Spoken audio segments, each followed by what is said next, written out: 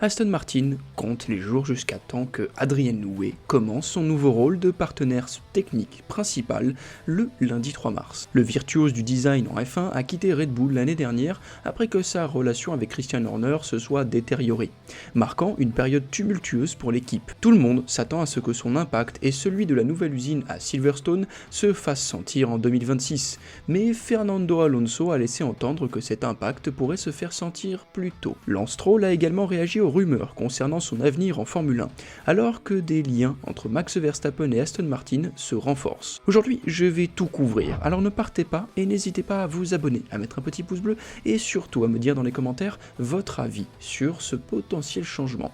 Je vois que la vidéo sur Hamilton comparant Mercedes à Ferrari vous a beaucoup plu et j'espère que celle-ci va vous plaire une nouvelle fois. Si vous ne l'avez pas vue, n'hésitez pas à aller la voir. Allez, on se plonge un peu plus dans l'histoire avec Aston Martin et Max Verstappen. Aston Martin ainsi que le reste de la grille a dévoilé sa livrée 2025 à Londres mardi. Ils ont opté pour l'approche Red Bull cette année, avec des changements si subtils que la comparaison côte à côte de la voiture de l'année dernière et de celle de cette année ressemble à un jeu des différences dans un livre de puzzle pour enfants. Le noir a été légèrement déplacé vers le haut de la voiture et il y a une nouvelle éclaboussure de sponsoring blanc MDEN sur la boîte à air, mais c'est à peu près tout.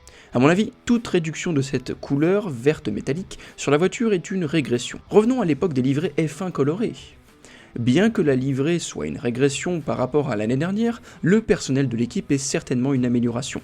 L'arrivée imminente d'Adrien Newey à Silverstone pour aider l'équipe dans sa quête de devenir la prochaine force dominante en F1 en 2026 est excitante. Mais ils ont encore une saison entière à disputer avant cela. En termes de personnel, peu de choses ont vraiment changé pour 2025. La voiture sera toujours pilotée par Lance Stroll et Fernando Alonso, un duo que beaucoup de fans considèrent comme l'un des plus déséquilibrés de la grille.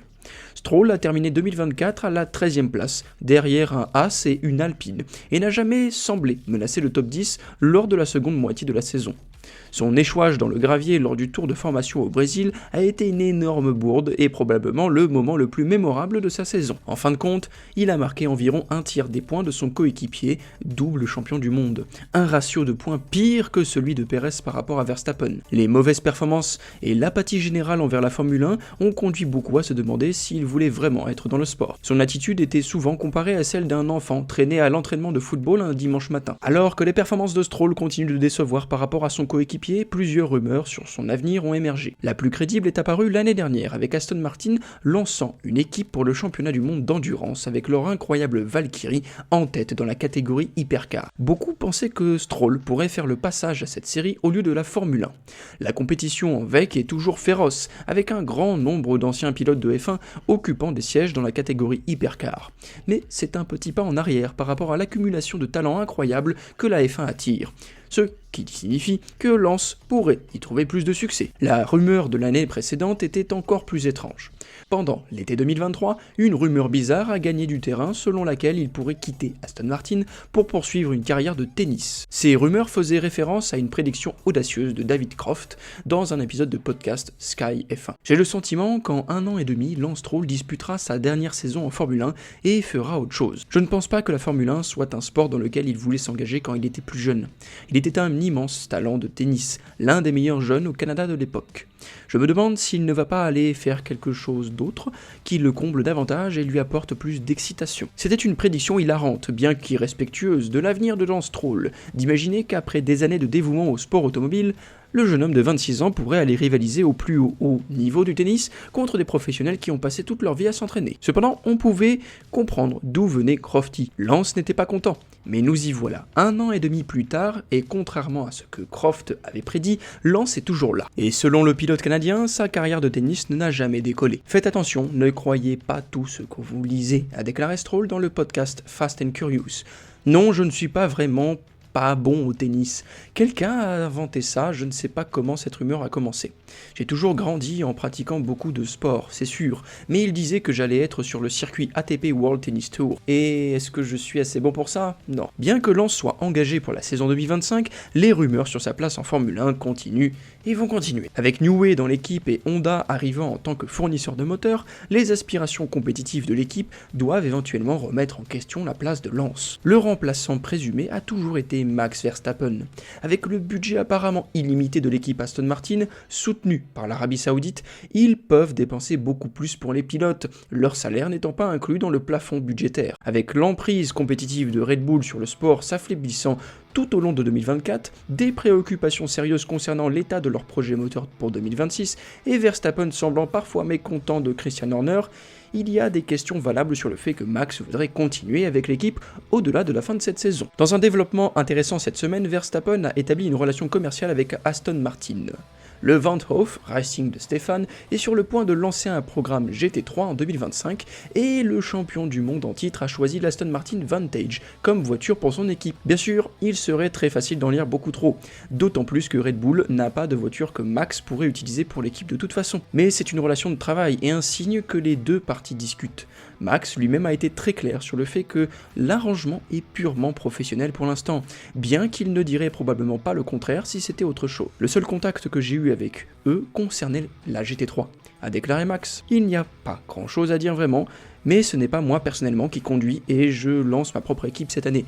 Donc bien sûr, certaines choses doivent être mises en place avant que je puisse parler des choses intéressantes. Passons maintenant à ce que Alonso avait à dire sur ses attentes pour l'équipe en 2025. Si vous appréciez la vidéo, n'hésitez pas à vous abonner et surtout à mettre un petit commentaire, cela me fera extrêmement plaisir et ça nous dira si notre travail vous plaît. Allez, on continue. Les premières courses d'une saison de F1 ont historiquement été très indicatives de ce que sera l'ordre compétitif pour la saison.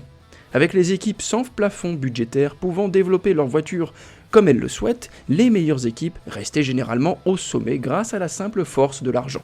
Avec moins de courses dans une saison, un avantage précoce était beaucoup plus difficile à renverser. Cependant, l'année dernière a prouvé que la Formule 1 change. Red Bull a dominé les premières courses, mais au fur et à mesure que la saison avançait, McLaren a pris l'ascendant avec Ferrari et Mercedes profitant également de périodes en tant qu'équipe la plus rapide sur la grille. Le directeur de l'équipe Ferrari, Fred Vasseur, a précédemment déclaré à The Race que le paysage compétitif sera probablement décidé lors des premières courses de 2025. Cependant, Alonso ne pense pas que ce sera le cas. Je pense que les essais de Bahreïn et les premières courses seront moins pertinentes que d'habitude. Au cours des 2 dernières années, j'ai vu que pendant la saison, même si vous commenciez bien, cela ne garantissait pas la continuité. Nous avons vu des changements radicaux chez McLaren en 2023 et chez Mercedes l'année dernière.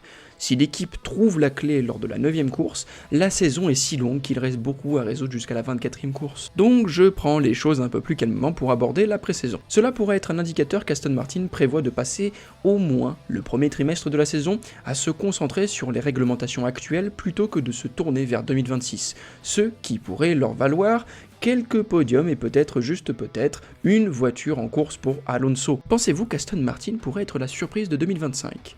Et que pensez-vous des liens entre Max Verstappen et Aston Martin ? Faites-moi part de vos réflexions dans les commentaires ci-dessous, et n'hésitez pas à vous abonner, à mettre un petit like, et on se retrouve samedi prochain à 19h. Les essais de pré-saison seront passés, alors j'espère que vous les appréciez. Allez, ciao ciao.